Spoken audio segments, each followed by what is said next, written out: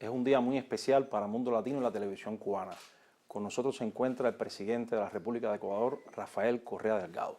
Muchas gracias, presidente. Gracias a ti. Un placer estar con usted hoy. No, siempre es una alegría estar en nuestra querida Cuba. ¿Cómo se siente en Cuba? Como en casa. ¿Cómo lo estamos atendiendo?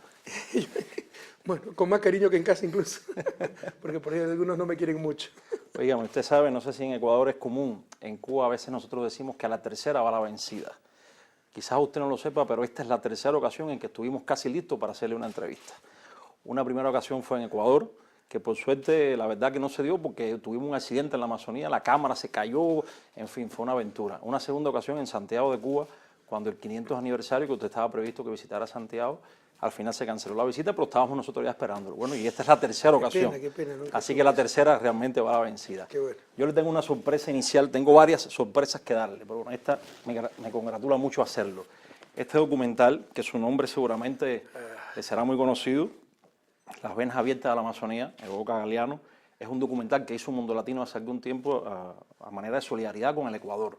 Y lo hizo con el apoyo de muchas instituciones cubanas y ecuatorianas, y para nosotros ha sido un placer, bueno, poder contribuir de alguna manera a divulgar esta tragedia. Muchísimas gracias. Le entrego ese póster. Esto es una muestra clamorosa de la doble moral internacional, del poder del dinero.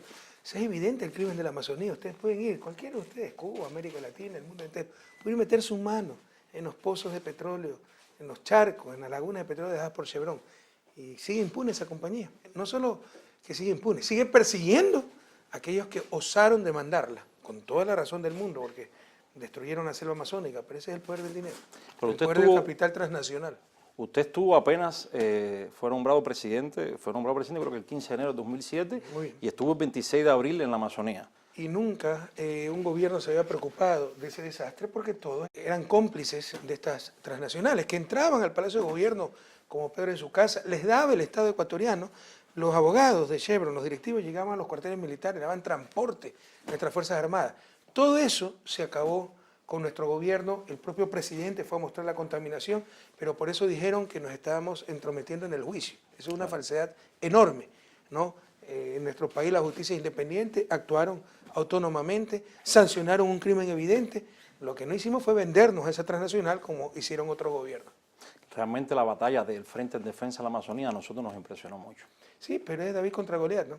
Y lastimosamente, al contrario de la historia bíblica, está venciendo Goliat, porque todo está a favor de ellos. Es la estructura internacional, las cortes en Estados Unidos contra los demandantes de Lago Agrio, como se llama. Lago Agrio es la ciudad donde se está realizando el juicio, fue terrible. Testigos comprados abiertamente por Chevron. Es algo increíble realmente, es la lucha de David contra Goliat. Ojalá que se cumpla la historia bíblica y finalmente prevalezca David.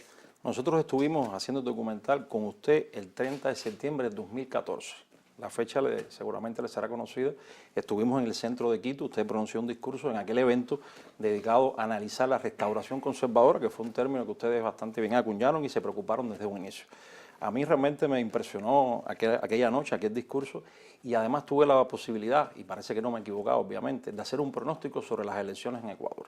Y lo hice con la presidenta de la Asamblea Nacional. Después que lo vi a usted cantando, bailando, a usted no solo, porque lo vi van a perder. Patiño, a Jorge Glass. Si no logran que el presidente pare de cantar, van a perder. O sea, después de lo que han hecho, realmente lo que le dije fue, después de lo que ustedes han hecho ya, y cantando y bailando como lo hacen, es imposible que ustedes pierdan las elecciones. No, nosotros estábamos seguros que íbamos a ganar. De hecho, fue más duro de lo que esperábamos. Pensábamos ganar con mayor amplitud. Es motivo de preocupación que una propuesta tan troglodita, tan primaria, tan cavernaria, porque es el capitalismo más salvaje, el neoliberalismo más elemental, más burdo el que proponía nuestro adversario, haya obtenido 49% de los votos, casi 49%. Entonces es motivo de reflexión y estamos haciendo esas reflexiones. Felizmente vencimos la mayoría del pueblo ecuatoriano ordenado que continúa la Revolución Ciudadana y bueno, tenemos 4 años para corregir cualquier error. Claro. Ahora, bueno, más allá de lo que significa el resultado electoral para Ecuador, ¿cuál es su valoración sobre ese resultado para el conjunto de América Latina? Usted lo dijo en ese discurso del 30 de septiembre del 2014, el 30 de septiembre rememora, más que conmemora, el intento de desestabilización del 30 de septiembre del 2010, cuando, usando una rebelión policial, manipulados por la prensa con desinformación, se tomaron aeropuertos, se tomaron Asamblea Nacional, carreteros del país, los medios públicos, quisieron llevar gente a la calle para tumbar al gobierno y la gente salió a las calles a defender al gobierno. Se fortaleció a un muy alto precio, hubo 5 muertos, y muchísimos heridos, muchísimos abusos de ciertos policías, pero a un precio muy alto se fortaleció la democracia. Entonces nosotros rememoramos ese 30 de septiembre y ese 2014, a inicios de año, habían sido las elecciones locales que ganamos, pero perdimos plazas importantes como Quito. Y ahí nos dimos cuenta que enfrentábamos otra clase de oposición, otra clase de derecha. Ya no era esa derecha desarticulada, sin visión clara, tenían una estrategia muy bien establecida, tenían coordinación nacional, coordinación internacional, expertos extranjeros para una alcaldía. Era una coalición nunca antes vista en la política ecuatoriana, ni siquiera a nivel presidencial, era para una alcaldía.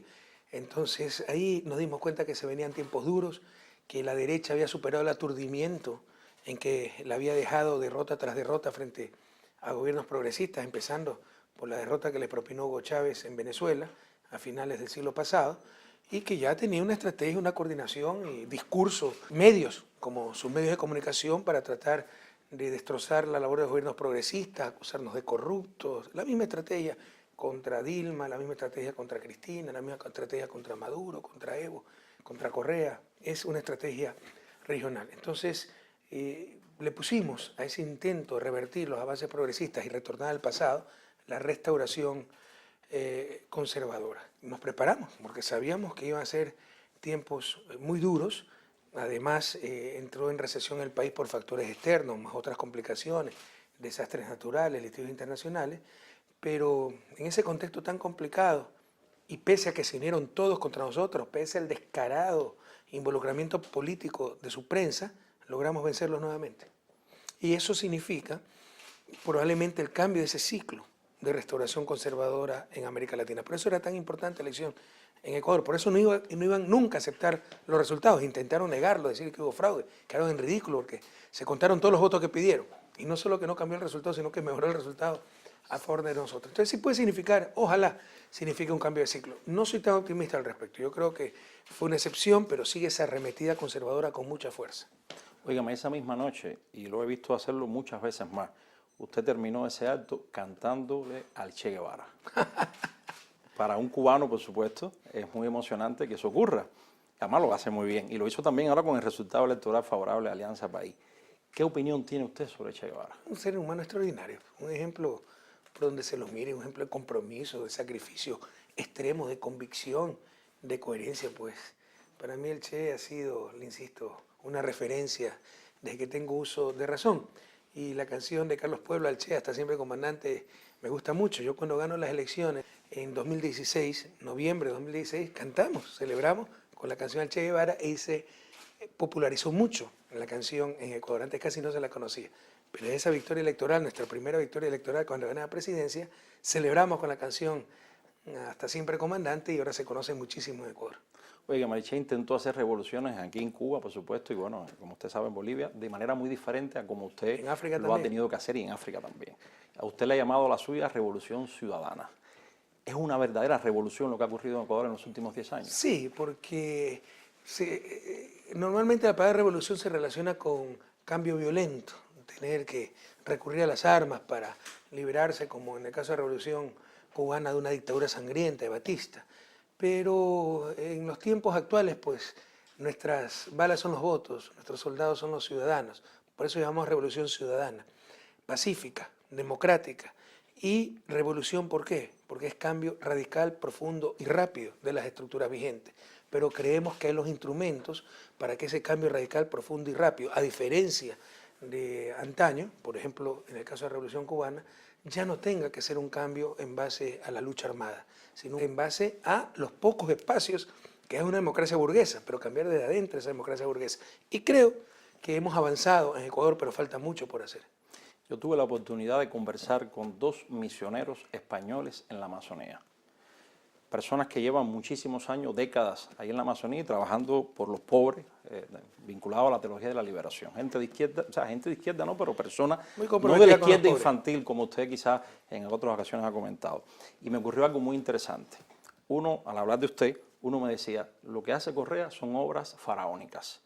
Y el otro le ripostaba y decía, Correa es lo mejor que ha tenido América Latina siempre. O sea, ese antagonismo, esa visión sobre Correa a lo largo del tiempo, ¿cómo usted ha podido sobrellevarla y cómo cree que lo recuerden a partir de ahora? Vea, no hay obra trascendente, ni ser humano trascendente que no sea signo de contradicción, que no tenga contradictores. El mejor ejemplo, Fidel Castro. Usted dijo eso en el discurso en la plaza. Yo le dije, ¿no? La mayoría te amó, una minoría te odió, pero nadie pudo ignorarte. Entonces, eso es inevitable. Y aceptamos las críticas, los cuestionamientos, siempre y cuando sean fundamentados, rigurosos, con buena intención. Lo que pasa, pues, que frecuentemente enfrentamos mucha mala fe, manipulación de la prensa, infamia, no opiniones, infamias abiertas, ni qué decir argumentos, eso nunca recibimos, tan solo opiniones las más disparatadas, pero algunas realmente con mucha mala fe. Así que yo respeto mucho lo que dice ese misionero español criticando nuestra acción, pero creemos que estamos en el camino correcto. Eso es cambiar, eso se llama ilusiones movilizadoras. Presidente, por esa mentalidad, la gente se acostumbra a que así debe ser. En la Amazonía había que tener caminos de herradura porque era la Amazonía.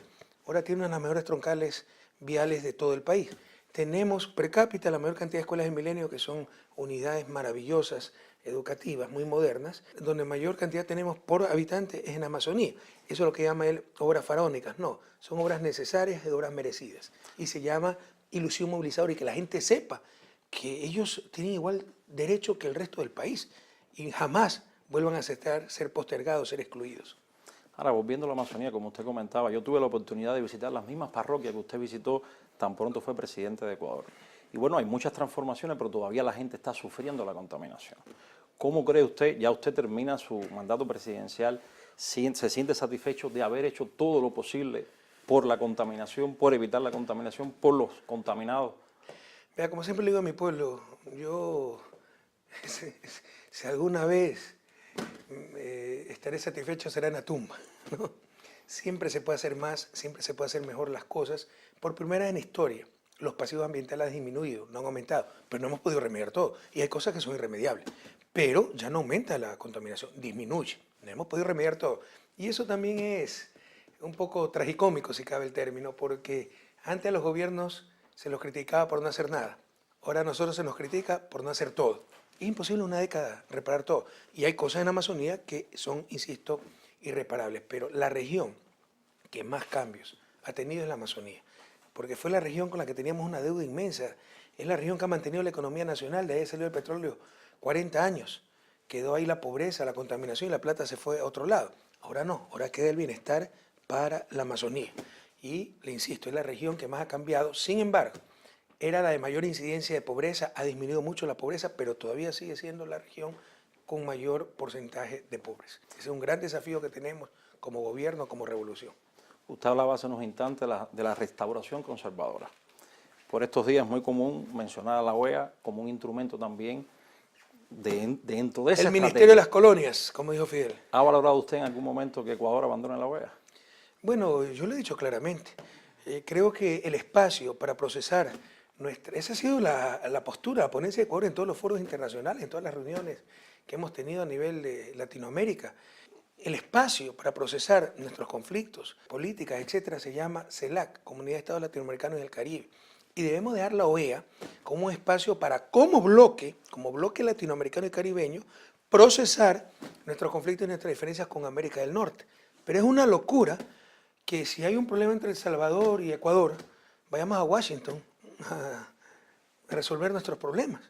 Es una locura que un país pequeño como Ecuador vaya a Washington a enfrentar el poder hegemónico de Estados Unidos dentro de la OEA. El mundo del futuro creemos que va a ser un mundo de bloques. Hay que consolidar el bloque latinoamericano y caribeño, eso hacerlo como CELAC, e ir a la OEA, si es que sobrevive la OEA, porque su historia pues amerita que desaparezca por las tristes ejecutorias que ha tenido como organización, pero en todo caso ir como bloque latinoamericano y caribeño a procesar nuestras diferencias con América del Norte, como bloque también, Estados Unidos y Canadá. Si no, creemos que eso no tiene futuro y es perder bastante el tiempo. Yo tuve la oportunidad también cuando estuve en la Amazonía, de transportarme por tremendas autopistas. Y usted ha dicho más de una oportunidad, y no solo usted, que son las mejores de América Latina. Estuve en universidades que han sido transformadas en estos años con más financiamiento, con becas, en fin. Usted apostaba al cambio de la matriz productiva y una sociedad del conocimiento. ¿Siente que lo ha podido lograr? En gran medida. Mire, siempre decimos Ecuador. Y estas son frases de una sencilla campesina. Cuando fui a inaugurar precisamente una carretera muy bonita en lo recóndito de la patria, donde nunca llegaba ni siquiera un subsecretario, peor el presidente de la República, se llama Malusa, en la provincia de Loja, al sur del país, fronteriza con Perú. Y una sencilla campesina tomó la palabra para agradecernos y dijo una frase que nos ha servido de lema. Presidente, sabemos que falta mucho por hacer, pero también sabemos que nunca se ha hecho tanto como ahora. Falta muchísimo por hacer, pero nunca se ha hecho tanto como ahora. Entonces, falta todavía mejor universidad, faltan más y mejores carreteras. Se ha avanzado mucho, pero el camino por transitar aún es largo. Vengamos a Cuba entonces ahora. En Cuba se han grabado más de 2.000 médicos ecuatorianos. Hemos atendido a 4 millones de Siempre tendrán pacientes. nuestra eterna gratitud. Muchas gracias por eso. ¿Cree usted que ha hecho el máximo posible por las relaciones entre Cuba y Ecuador fueran mejores? Bueno, es evidente que las relaciones con Cuba son las mejores de la historia y solo tenemos gratitud y admiración para Cuba. Nos ha ayudado mucho en preparación del talento humano. Vengo de recibir un doctorado honoris causa de la Universidad de La Habana. Hay 400 estudiantes ecuatorianos en posgrado, muchos profesores universitarios que están obteniendo su PhD, porque ahora con la nueva ley para ser profesor principal en universidad en Ecuador se necesita tener un título de PhD y para ser profesor un título de 4º nivel. Antes ni siquiera tenían título de 3er nivel y se daba clase en universidad, era un desastre total y sin concurso de méritos, toda la argolla, politiquería, etc. Todo eso pues hemos podido superar, pero insisto, siempre falta mucho por hacer. En todo caso, nuestra gratitud infinita para Cuba, no solo por preparar a nuestros jóvenes, no, por toda su solidaridad, por toda la ayuda que nos envió en el terremoto del 16 de abril del año pasado, pero es su permanente comportamiento. La solidaridad es lo que define a Cuba. En todo caso, ese talento humano, yo estoy muy contento que venga a formarse acá, sobre todo a nivel de médicos, porque en Cuba no reciben solo una formación en ciencia, también reciben una formación en conciencia, en compromiso. Entonces son extraordinarios profesionales, pero muy comprometidos socialmente. Además, ahora ayudamos nosotros con becas. Ya se ha flexibilizado un poco la selección de los chicos que vienen a Cuba, pero antes eran becas cubanas. Y la embajada cubana de Ecuador escogía a los chicos, a los pobres, entre los pobres, indígenas, amazónicos. ¿Ya? ¿Cuántos amazónicos tenemos estudiando en Cuba que antes ni pensaban llegar a la universidad? Entonces ha hecho un trabajo extraordinario en ese sentido Cuba. Yo estoy muy contento de que nuestros jóvenes se vengan a formar a Cuba, porque, le insisto, no solo se forman en ciencia, sino también en conciencia. Ahora, usted ha recibido muchísimos doctorados, yo creo que no hay honoris causa, yo creo que no hay ningún otro líder de la izquierda latinoamericana que haya recibido tantos títulos de doctor honoris causa como usted. Lula creo que recibió más. ¿Más que usted? Creo, una vez leí que ha recibido como 30. Ahora, usted que ha recibido de Francia, de España, de Turquía, de tantos otros países, ¿qué significa que la Universidad de La Habana le haya entregado el título de doctor honoris causa? Es un altísimo honor, ¿no? Es una forma muy feliz de terminar estos 10 años de mandato con mi visita a Cuba, con ese doctorado honoris causa de la Universidad de La Habana, que lo acepté rapidito antes de que se dieran cuenta del error que estaban cometiendo, y con la gentileza que ha tenido el gobierno cubano de otorgarme la orden José Martí. Qué mejor manera de acabar una década de servicio a mi país. Oígame, aquí en Cuba usted tiene muchísimas personas que lo admiran, que lo siguen. gracias. Todos también nos preguntamos, ¿qué va a hacer Rafael Correa a partir de ahora? El 25 de mayo, Sí, dormir. seguro. Y de ahí, Usted que monta en bicicleta, que se levanta a las 6 de la mañana, que termina por la y noche. de ahí me voy a dedicar a quehaceres domésticos. No se aburrirá de dormir tanto. Tengo la montaña de libros. He recibido estos años más libros por día de lo que puedo leer por año. Tengo como 5 libros en el tintero. Así que se podrá hacer mucho trabajo desde casa, ¿no? En una computadora. Pero veremos qué oportunidades se presentan. Todavía no tengo absolutamente nada planificado. Solo ir a vivir a Bélgica unos años porque mi esposa es de allá. Entonces, en el mes de julio nos radicaremos en Bélgica. De ahí seguiré escribiendo, leyendo. Y no tengo ninguna propuesta en firme. En este momento estoy concentrado pues, en la transición, traspasar las cosas al nuevo gobierno. Yo entrego el poder el 24 de mayo y dejar la mayor información, la mayor cantidad de problemas resueltos para que el próximo gobierno desde el principio pues, pueda tener una acción muy positiva. quizás pueda venir más frecuentemente a Cuba a dar conferencias en la Universidad de La Habana. Si me invitan, con todo gusto. Siempre Nos un asesore placer y nos ayude también. regresar a Cuba. Qué bien. Yo le tengo 2 sorpresas para cerrar nuestra entrevista. No quiero abusar de su tiempo. No, con todo gusto. La primera es esta que tengo acá. Usted no se lo imagina, pero es esta. Es una gentileza también de las autoridades de Qué Santiago rápido de que lo Cuba. hicieron. Sí. Miren, estas para mí son cosas, algunos pueden considerar que son formalismo, para mí son cosas muy profundas, muy profundas. Estar ante la tumba del apóstol, poner mi mano en su tumba es, o sea, querer decirle, transmíteme algo de tu visión. Para mí Martí es de los gigantes de la historia, no latinoamericana, universal. Y después poder visitar la tumba de Fidel, ¿no? Para mí son cosas realmente profundas. Sí. Mire, le cuento algo medio confidencial. Algunas veces cuando voy a Montecristi, pues pido la seguridad que se quede atrás y voy solo a la tumba de Eloy Alfaro, pues a pedirle a don Eloy que me ilumine un poco, que me dé respuestas, que me señale el camino. Y cuando visité la tumba de Bolívar no pude contener las lágrimas, ¿no? Para mí son cosas tremendamente profundas.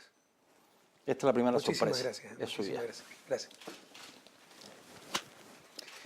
La rosa blanca que cultiva de junio a enero para el amigo sincero que da su mano franca.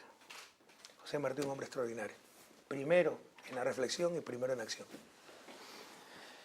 De esta, quisiera que me dé la valoración de la persona que usted estuvo frente a él.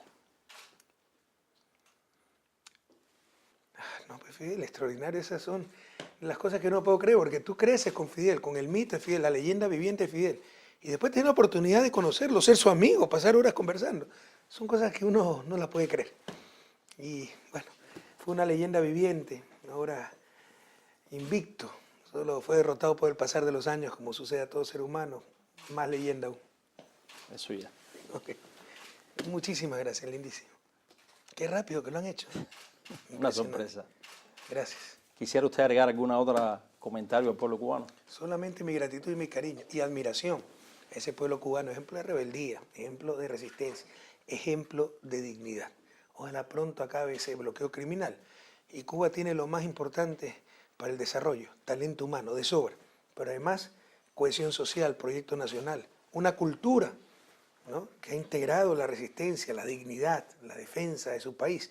Usted verá que cuando acabe ese bloqueo criminal, porque a mí sí me molesta mucho como economista, la hipocresía, ¿no? Es como cuando nosotros dicen, oiga, mire, la economía decreció en el 2016, se olvidan que tuvimos un terremoto de 8 en escala Richter. Solo el terremoto nos hizo decrecer 0.7%. O sea, son sesgos, son omisiones imperdonables, pues, ¿no?, cuando se tiene honestidad intelectual. Entonces me molesta mucho cuando dicen, uy, el modelo económico y social de Cuba, mire los problemas que tiene, y se olvidan de un pequeño bloqueo criminal, pues, de más de medio siglo, que ningún país capitalista de América Latina resistiría ni 6 meses.